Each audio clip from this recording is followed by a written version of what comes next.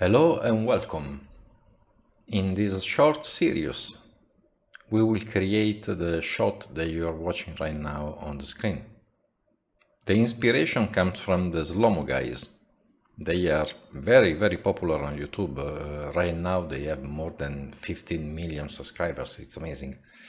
And this is the video that I'm referring to. And this is the part that inspired me to create the shot. I'll put the link in the description. Now, a couple of observations about the video. They are shooting at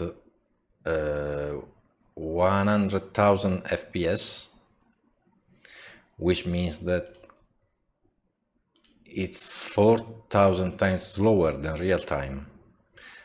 For us, that means that we don't have time to see gravity taking over. So in our simulation, no gravity.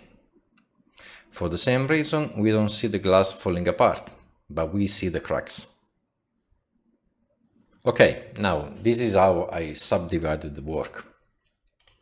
HDA for the fractures. Basically, we are going to create this kind of pattern in Vex.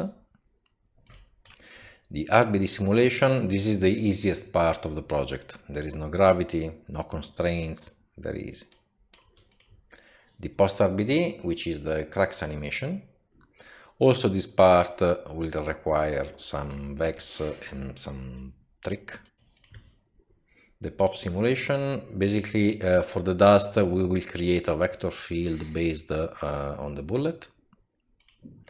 We can then put all together and cache the simulations. And at the end we can rendering with Redshift. I'm not very familiar with Karma, but I'm sure you have no problem moving to a different rendering engine. So let's dive in.